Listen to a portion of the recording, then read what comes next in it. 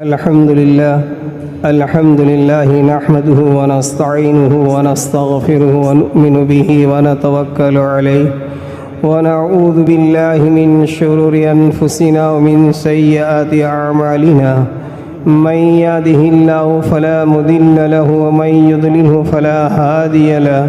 ونشهد أن لا إله إلا الله وحده لا شريك له ونشهد أن سيدنا ومولانا محمدًا عبده ورسوله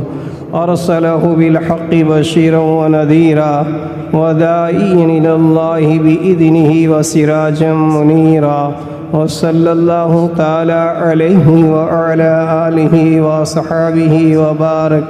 وبارك وسلم تسليما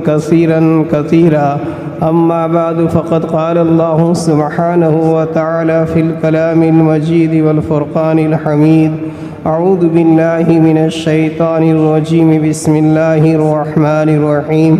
يرفع الله الذين آمنوا منكم والذين أوتوا العلم درجات وقال تعالى قل هل يستوي الذين يعلمون والذين لا يعلمون وعن أنس رضي الله تعالى عنه قال رسول الله صلى الله عليه وسلم طلب العلم فريضة على كل مسلم ووازع العلم عند غير أهله كمقلد الخنازير الجهر واللؤلؤ والذهب. وعن عثمان بن عفان رضي الله تعالى عنه قال رسول الله صلى الله عليه وسلم يشفع يوم القيامة ثلاثة الأنبياء ثم العلماء ثم الشهداء صدق الله العلي العظيم وصدق رسوله النبي الأمي الكريم. محترم سامعین، گزشتہ جمعہ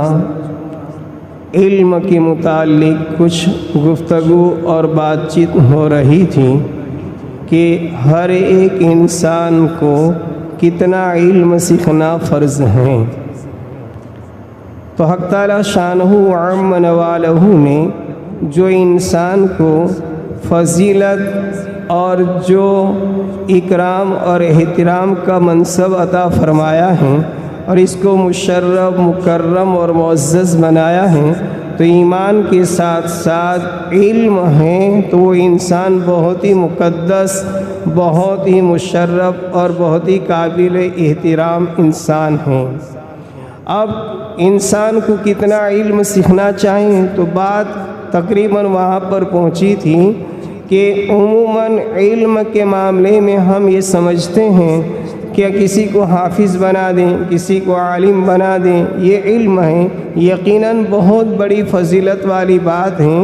لیکن علم کا سیکھنا چاہے وہ مرد ہو یا عورت ہو ہر ایک پر فرض ہے. جس لائن سے وہ زندگی گزارتا ہے اور جس شعبے میں اور جس جگہ میں وہ کام کرتا ہے اس شعبے کا اور اس کام کا علم سیکھنا اس پر فرض ہے. پھر چاہے وہ بچہ ہو، چاہے وہ جوان ہو یا چاہے وہ بوڑھا انسان ہو. ہماری بات وہاں پہنچی تھی مثال کے طور پر پاکیزگی کا علم، طہارت کا علم، کہ جسم کو کن چیزوں سے پاک رکھا جائے اور جسم کن چیزوں سے ناپاک اور گندا ہو جاتا ہے اس کا علم ہر ایک کو سیکھنا فرض عین ہے. جیسے کپڑے کا پاک رکھنا، بدن کا پاک رکھنا فرض ہے،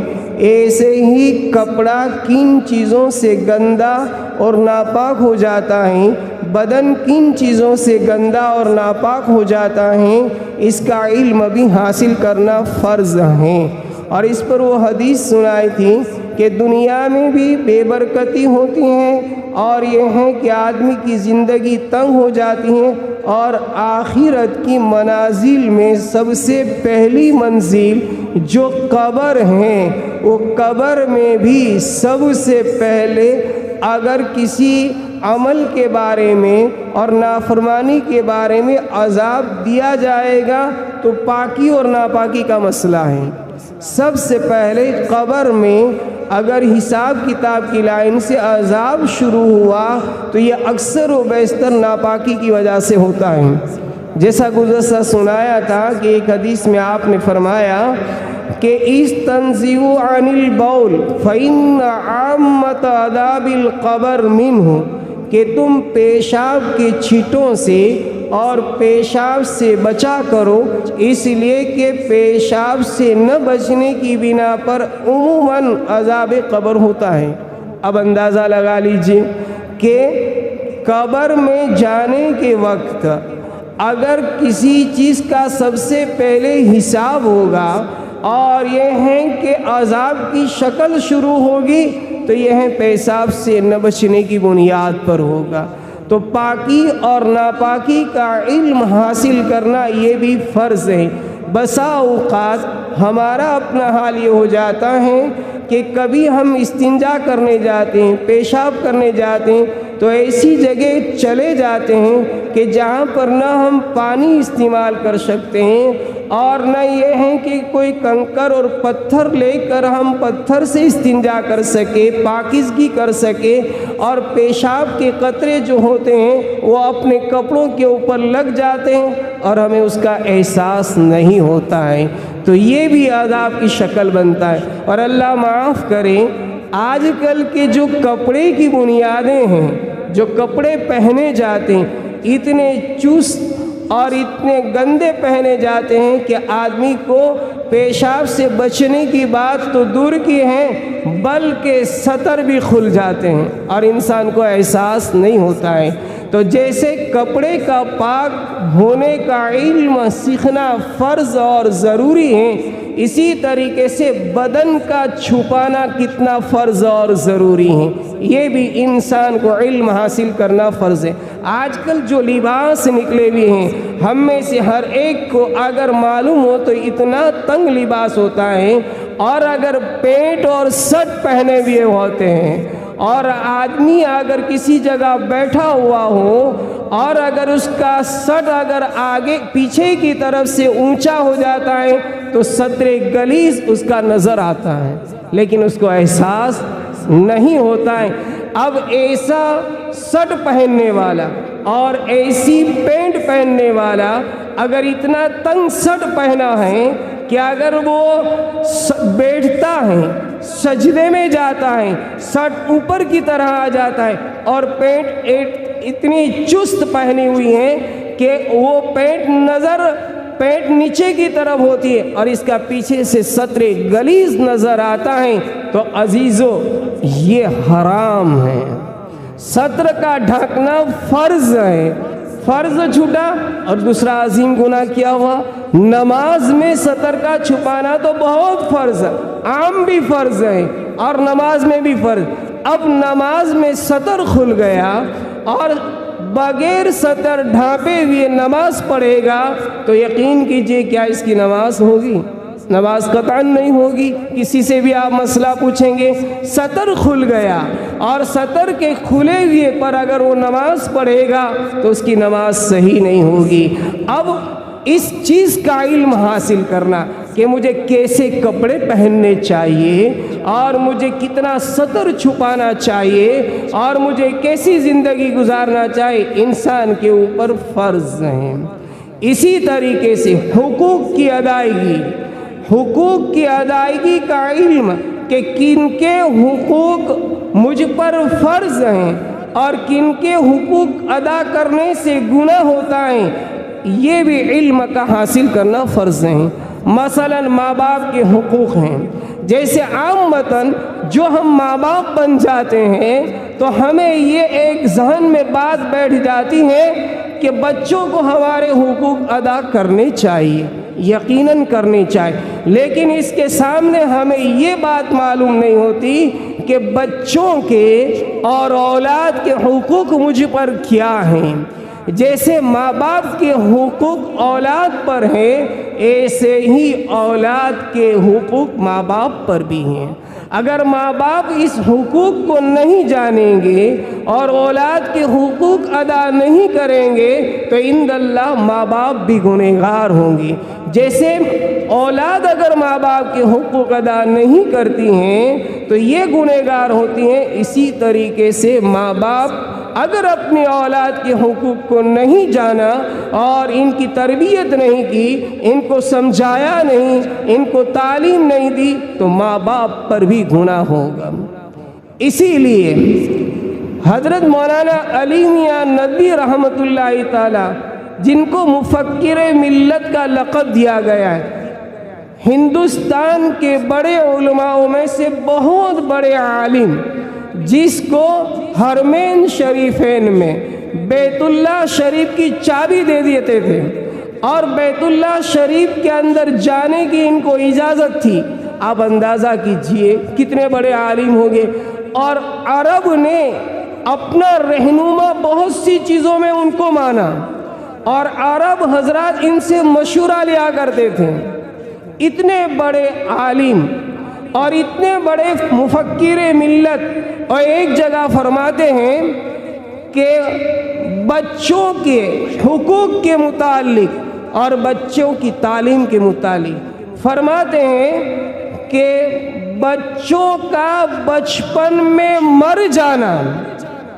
بچوں کا بچپن میں مر جانا یہ بہتر ہے اس سے کہ بچے بڑے ہو بغیر تعلیم اور تربیت کے۔ کتاب کٹھن جملہ ہے، کڑوا جملہ ہے نا۔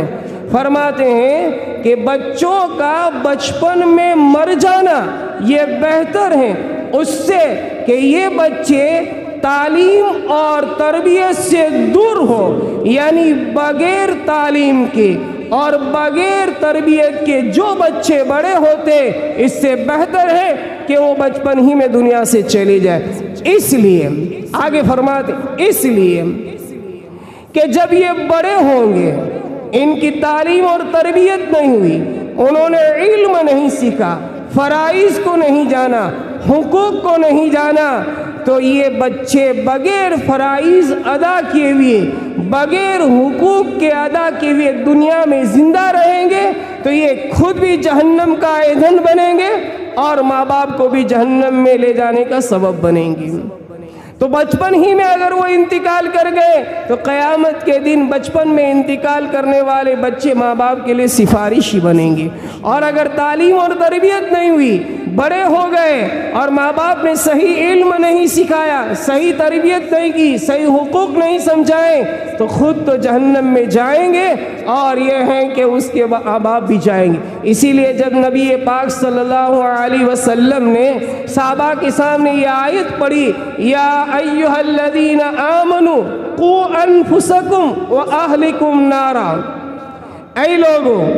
اپنے آپ کو اور اپنی اولاد کو جہنم کی آگ سے بچاؤ۔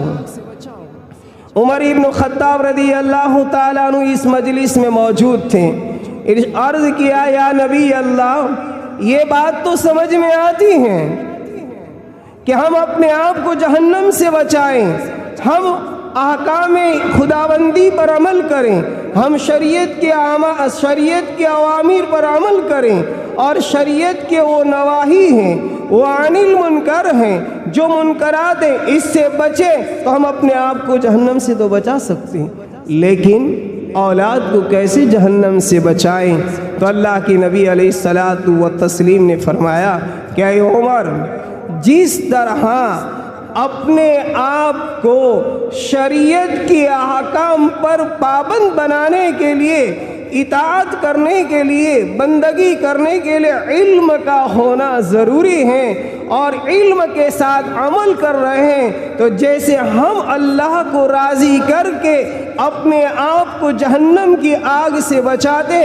ایسے ہی اپنی اولاد کو تعلیم اور تربیت دینا ضروری ہے، ان کو علم کا سکھانا ضروری ہے، ان کی تربیت کا کرنا ضروری ہے۔ اگر ان کی تربیت اور ان کی تعلیم ہو گئی تو یہ بھی اللہ کی اطاعت، اللہ کی عبادت اللہ کی بندگی کریں گے اور نافرمانیوں سے اور گناہوں کے کاموں سے اور منکرات سے بچیں گے تو وہ بھی جہنم سے بچیں گے۔ یہ ہیں یا ایھا الذین آمنوا قوا انفسکم واہلکم نارا، اپنے آپ کو بھی جہنم سے بچاؤ اور اپنی اولاد کو بھی جہنم سے بچاؤ۔ تو میں عرض یہ کر رہا تھا عزیزوں کہ علم کا حاصل کرنا ہر ایک پر فرض ہے۔ اس طبقے میں سے کوئی طبقہ ایسا نہیں ہے کہ جس کو علم حاصل کرنے کی ضرورت نہیں، اس لیے کہ دنیا کی زندگی میں جس شعبے میں ہم اور آپ زندگی گزار رہے ہیں وہ شعبہ صحیح ہے یا نہیں ہے۔ مثال کے طور پر میں نے گزشتہ کہا تھا اگر کاشتکار ہیں تو کاشتکاری کا علم حاصل کرنا فرض اور ضروری ہے۔ مثلا سمجھ لیجئے تھوڑی دیر کے لیے، اگر ہم ناریل کے باغیچے بنا رہے ہیں، ہم آم کے باغیچے بنا رہے ہیں، ہم اور کھیتی کر رہے ہیں، تو اب آم کے باغیچوں کو باغیچہ بنانے کے بعد اس کو کب بیچا جائے؟ اب آم کا باغیچہ بن گیا اور ایسے ہی درخت ہم نے بیچ دیے، تو کیا یہ بیچنا صحیح ہے یا نہیں ہے؟ عموماً دماغ میں ایک بات یوں بیٹھتی ہے کہ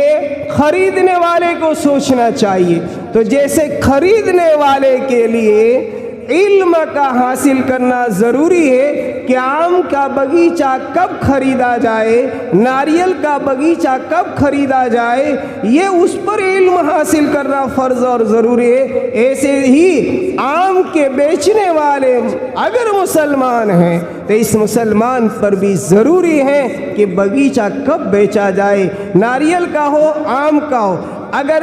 مانڈوی بو رہے ہیں، گیہوں بو رہے ہیں اور کوئی اور چیز بو رہے ہیں تو اس مانڈوی کو کھیت میں ہم کب بیچ سکتے ہیں اور کب خرید سکتے ہیں، اس کا علم کا حاصل کرنا بھی فرض اور ضروری ہے۔ یہ موٹے موٹے میں اشارے کر رہا ہوں، آپ بعد میں اس کو پوچھ سکتے ہیں کہ صحیح تجارت کیسے ہوگی اور صحیح بیچنا کب صحیح ہوگا۔ عزیزو اس علم کا حاصل کرنا بھی فرض اور ضروری ہے۔ ہم یہ نہ سمجھے کہ کھیتی والے پر کوئی علم حاصل کرنا، زمین میں بیج ڈال دیا بڑا ہو گیا بیچ دیا حلال طیب۔ اور یہ بھی یاد رکھے کھیتی جیسا کوئی پاکیزہ اور کوئی حلال ایسا کاروبار نہیں ہو سکتا ہے جو کھیتی کا ہے، اور کھیتی میں اللہ رب العالمین نے برکتیں بھی رکھی ہیں، لیکن صحیح شریعتوں کے اصول پر کیا جائے۔ صحیح شریعتوں کے اصول پر جب ہوتا ہے تو عزیزو ناگانی آفات اور طوفانوں میں وہ کھیت برباد نہیں ہوتے ہیں۔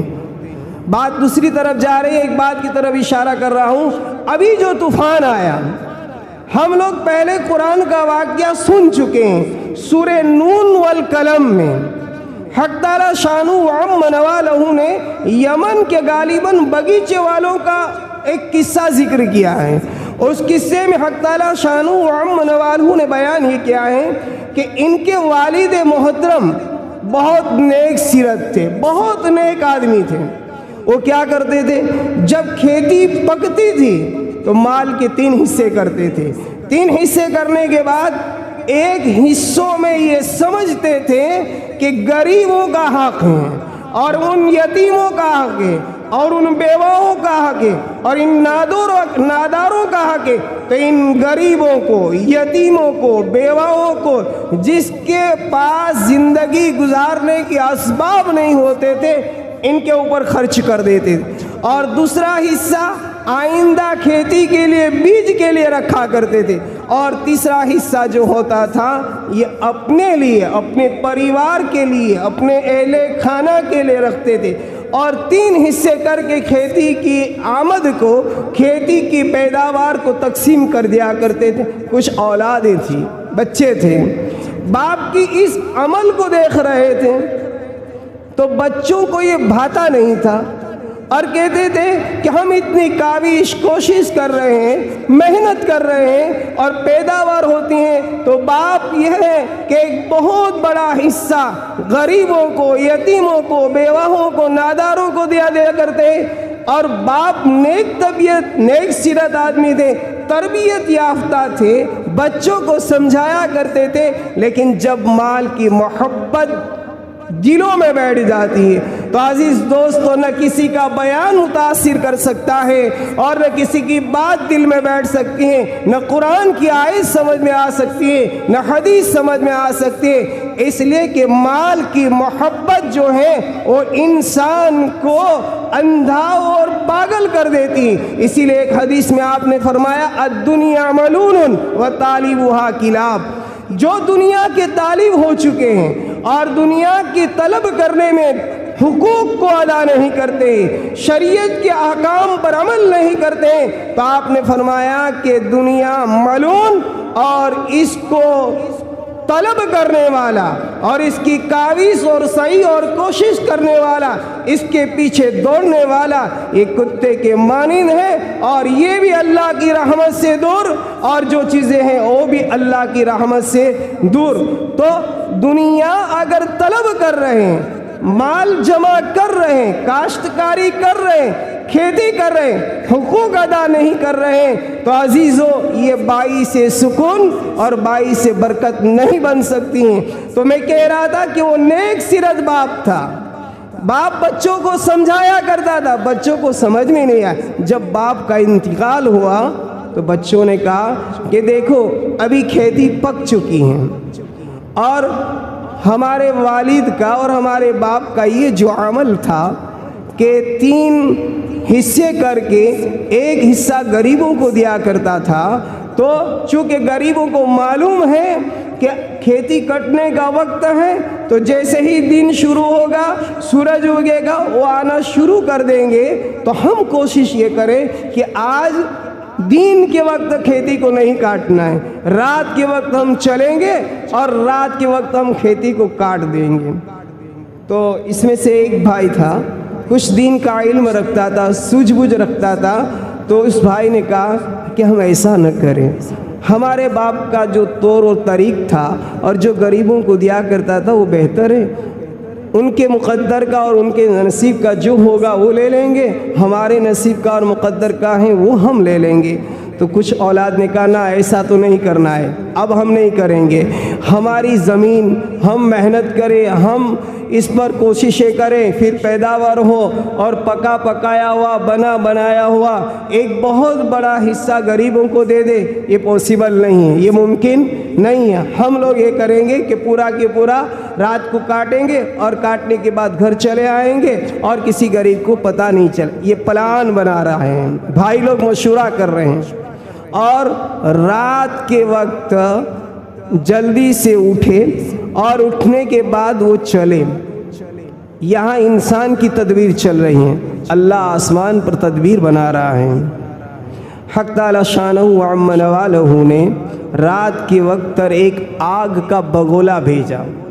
اور وہ پورے کے پورا باغ جلا کر خاکستر کر دیا۔ فطاف علیہا طائف من ربک، قرآن کہتا ہے آپ کے پروردگار کی طرف سے ایک پھیرنے والا، ایک آنے والا عذاب اس باغ کے اوپر پھیر گیا اور اس کھیت کو اور اس باغیچے کو نیست و نابود کر دیا، اور معلوم ہی نہیں کہ وہاں پر کوئی باغیچہ تھی۔ جب بھائی لوگ پہنچے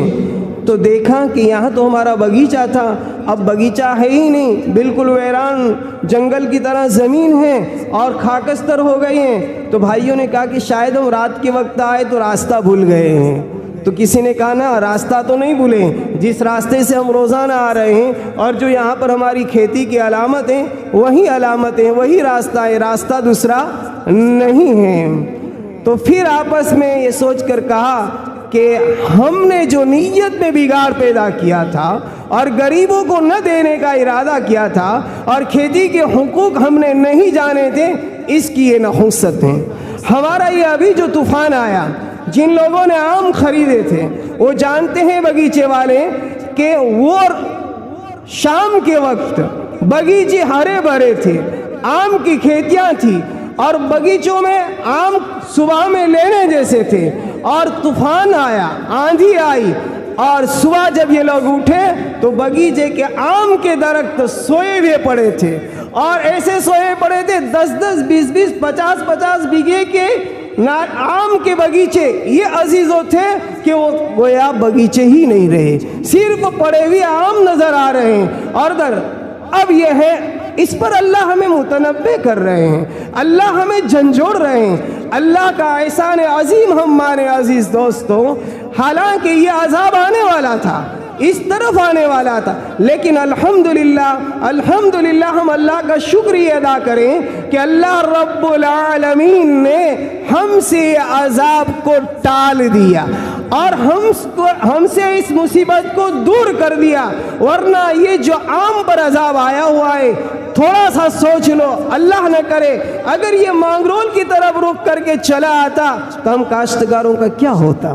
یہ اللہ نے بچایا۔ کیوں بچایا؟ ہمارے اندر کچھ ہمدردیاں ہیں، کچھ خیر خیرات ہیں، کچھ صدقات ہیں، کچھ غریبوں کی سیوائیں ہیں، اور کچھ دینی کام کرنے والوں کے ساتھ تعاون اور مدد ہیں، اداروں کی مدد کرتے ہیں۔ عزیز دوستو، یہ جو ہماری ٹوٹی پھوٹی نیکیاں ہیں اور یہ جو ٹوٹے پھوٹے خیر خیرات ہیں، یہ خیر خیرات جو ہیں وہ مصیبتوں کو دور کر دیتے ہیں۔ اسی لیے حدیث پاک میں فرمایا الصدقۃ تدفع البلاء،